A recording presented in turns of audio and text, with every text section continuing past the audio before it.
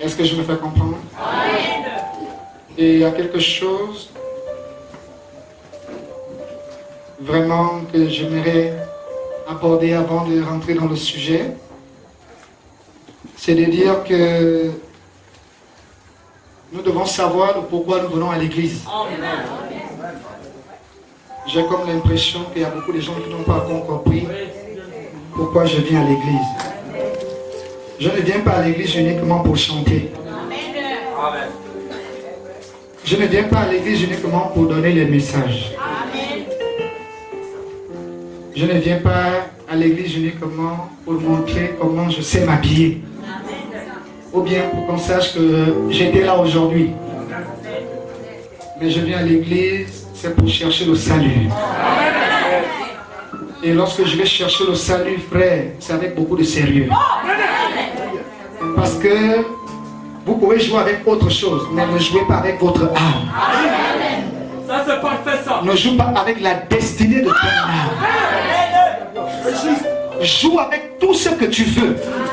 Mais quand il s'agit de la destinée de ton âme, prends ça avec beaucoup de sérieux. Écoutez-moi bien, si on te montre aujourd'hui beaucoup de gens qui sont morts, ils étaient aussi dans les églises. Ils écoutaient aussi la parole de Dieu. Certainement, il y a certains qui négligeaient la parole de Dieu. Il y en a beaucoup. Mais aujourd'hui, ils disaient comme toi et moi. Ah, je vais changer. Je vais changer. Je vais changer. Hein? Mais il ne veut pas prendre sa vie au sérieux. Écoutez, aucun homme ne peut t'aider d'abord sur la terre s'il ne voit pas du sérieux dans ta vie. Je parle d'abord du plan charnel. Aucun homme sur la terre ne peut te venir en aide, toi, s'il ne voit pas le sérieux sur ce que tu veux faire. C'est la même chose avec Dieu. Ne vous trompez pas. Dieu veut d'abord voir le sérieux qui est en toi, la détermination qui est en toi, l'engagement propre qui est en toi, l'importance que tu prends dans son œuvre, l'importance que tu prends dans sa maison, l'importance que tu prends pour le royaume des cieux. C'est alors que Dieu viendra t'aider.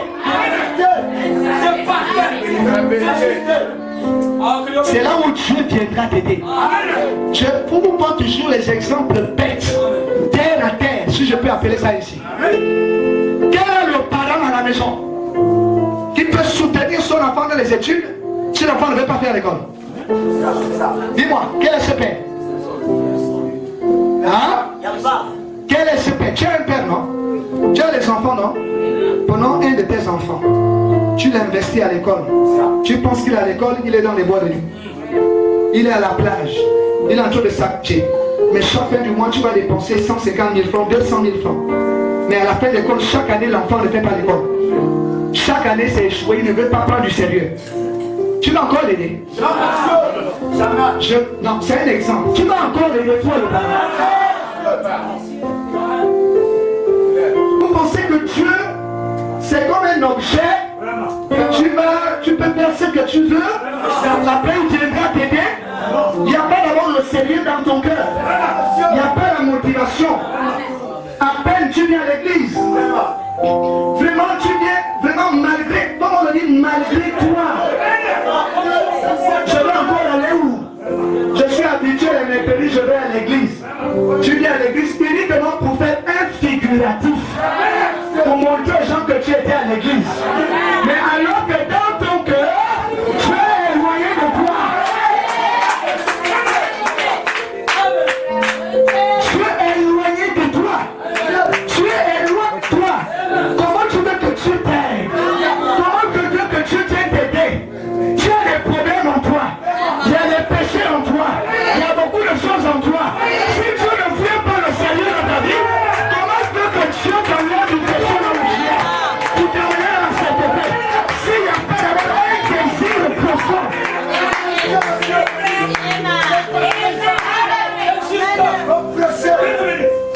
Comment vous voulez que Dieu fasse ça? Dieu ne le fera pas. Dieu ne le fera pas. Prenez conscience. C'est pas pas Dieu qui viendra prendre conscience à ta place. C'est toi-même. C'est pas le pasteur. C'est pas celui qui est à côté de toi. C'est même pas ton père. Est-ce que je me fais comprendre? Écoutez-moi, tu n'iras pas au ciel parce que le pasteur se sanctifie. Tu n'iras pas au ciel parce que ta soeur qui est à côté de toi se prive de tout pour prier. Non. Tu iras au ciel si toi-même tu dis la parole de Dieu. Oui, c'est la vérité. Si toi-même tu fais l'œuvre de Dieu avec beaucoup de sérieux, tu prends la chose de Dieu, tu prends ça à cœur, tu prends ça à cœur, c'est dans ton cœur, c'est toute ta vie, tu ne joues pas avec ça. Je vous ai dit, jouez avec autre chose, mais avec le salut de ton âme, là où ton âme va aller passer l'éternité, ne joue pas avec ça. Ne joue pas avec ça. Tu es jeune, peu importe ton âge, prends la vie de Dieu au sérieux. Prends la vie de Dieu au sérieux. Je réitère, prends la vie de Dieu au sérieux. Si tu ne le prends pas avec beaucoup de sérieux, il y a beaucoup de gens qui se retrouvent loin de Dieu. Ils se retrouvent au séjour des morts. Ils disent, ah, quand j'étais sur la terre, si j'avais fait ce qu'on me disait de faire, si je prenais ce qu'on me disait de faire au sérieux, hein? Mais c'est trop tard. C'est à partir de maintenant, c'est quand nous vivons que nous cherchons la voie du salut. Et cette foi-là, frères et sœurs, la Bible dit, elle est étroite. Resserrée. Étroite et resserrée. Je dis bien resserrée. C'est juste le chemin qui mène à la vie. C'est un chemin, il ne faut pas blaguer. Blague avec toutes choses.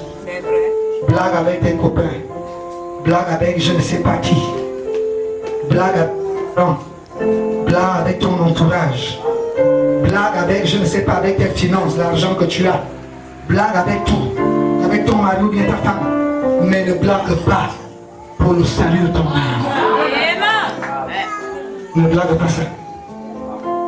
Ne blague pas. Quand tu vas prendre ça au sérieux, même ta façon de servir Dieu va changer. Même ta façon d'adorer va changer. Ta façon de s'asseoir à l'église va changer. Ta façon d'écouter même la parole de Dieu va changer. Je vais faire quelque chose. Amen. Je me dis parfois, est-ce que les thèmes que le Saint-Esprit nous a donnés, est-ce qu'il y a beaucoup de gens qui comprennent? Est-ce que les gens comprennent ces thèmes-là? Oh Seigneur. Bien.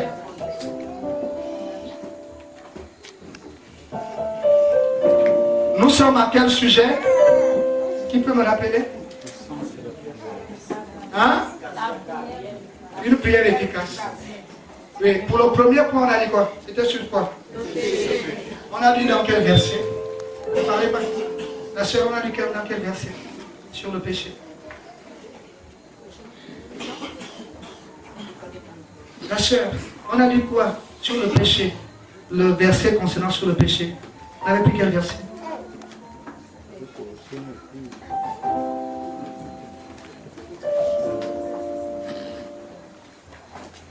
Papa, sur le péché, on avait pris quel verset?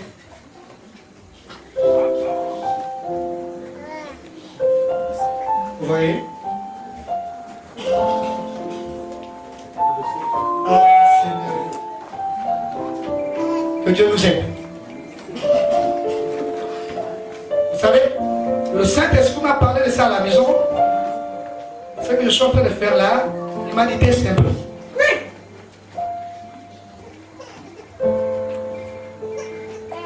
Écoutez, je vais vous parler de quelque chose. Peut-être que vous et moi, il y a certains qui ne se comprennent pas.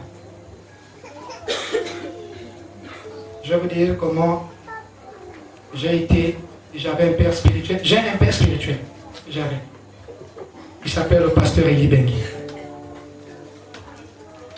Et ce conseil qu'il m'avait donné, il me dit, quand tu viens à l'église, viens avec un bic, viens avec un cahier. À chaque fois que je vais parler de quelque chose, toi, numéro de ça, va à la maison, ça te permet de méditer et d'étudier. Pour que ça reste dans ta mémoire. Est-ce que vous comprenez? Je ne crois pas à un chrétien qui vient à l'église et qui ne croit pas. Je ne crois pas. Je ne crois pas. Un chrétien qui vient à l'église, il n'a pas de bic, il n'a pas de feuille, il ne numérote rien. Je ne comprends pas. Je ne crois pas à ça. Je ne crois pas à ça.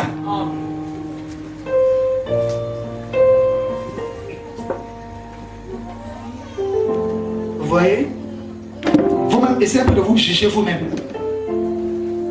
Parce que l'église, c'est comme une école. C'est là où on vient recevoir la parole de Dieu. C'est là où on vient voir l'orientation qui nous permet d'aller au ciel. Amen. Bon, essaie un peu de prendre.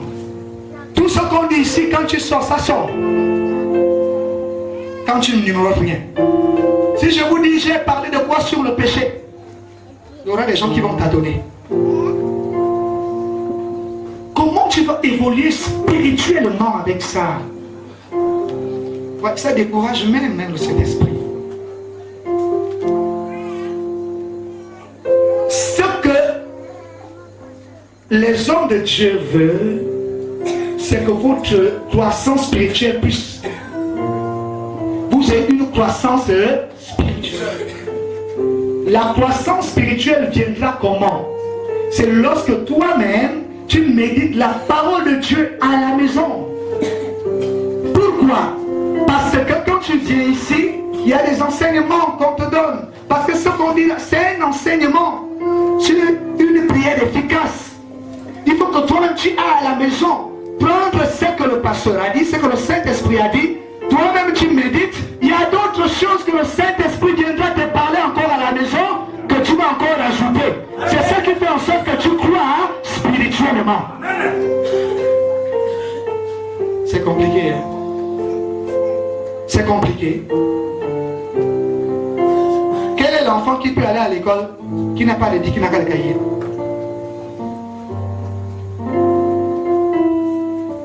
Je vous pose une question très simple. Amen. Vous voyez que vous ne prenez même pas la chose de Dieu au sérieux.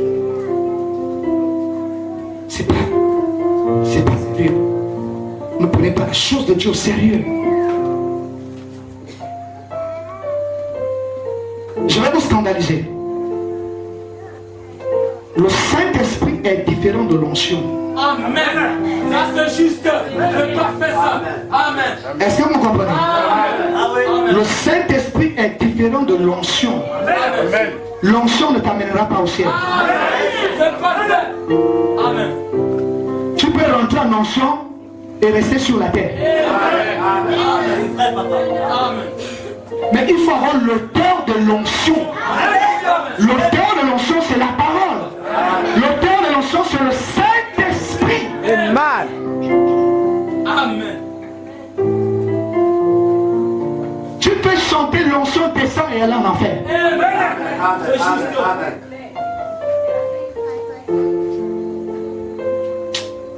Que Dieu nous aide. Que Dieu nous aide. Alléluia. Que Dieu nous aide.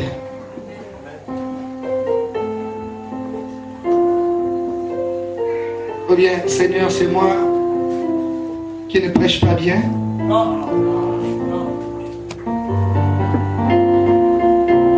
Parce que moi, je m'interroge. Amen. Parce que moi, je m'interroge. Je me dis pourquoi les gens ont cette attitude-là. Pourquoi les gens ne veulent pas comprendre? Pourquoi?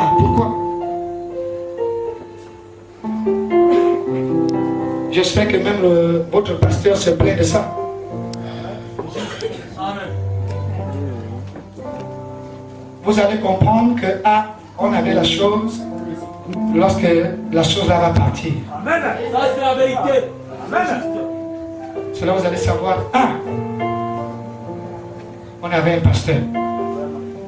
Si on pouvait vraiment suivre ses conseils. Amen. Alléluia. Amen. Prenez la chose de Dieu sérieux. On va faire comment? Comme on le dit au Gabon. C'est l'esprit du Gabon. Les gens n'aiment pas Dieu au Gabon. Amen. Ça c'est la vérité. C'est juste. Amen.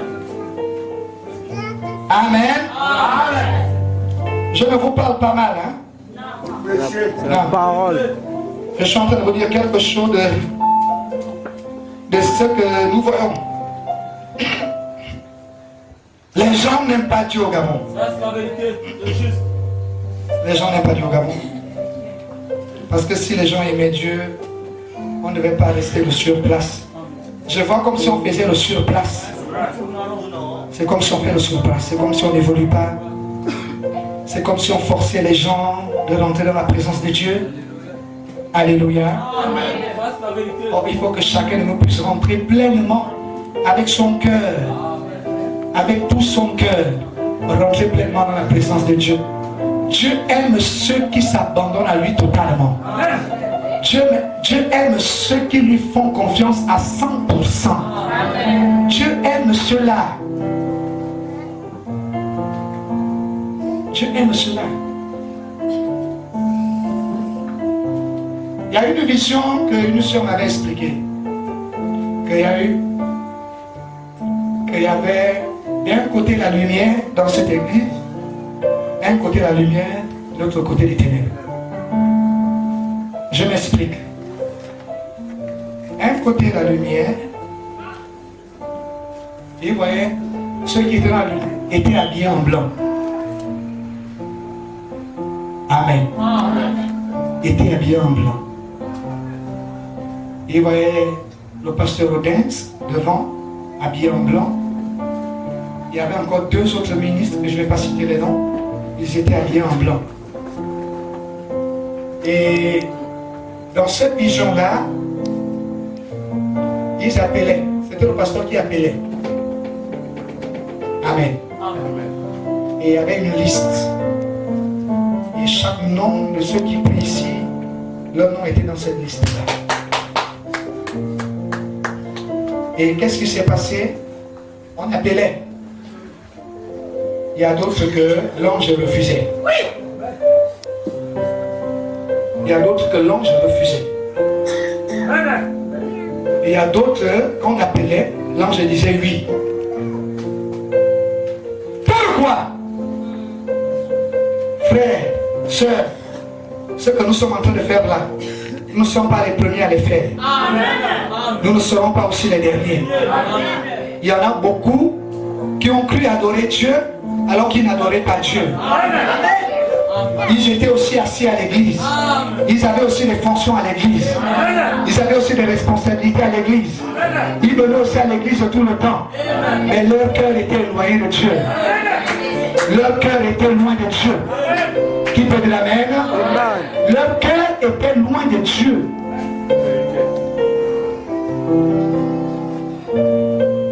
Jésus ne regarde pas parce que tu dis Seigneur Jésus, je t'aime. Ça ne le bluffe même pas.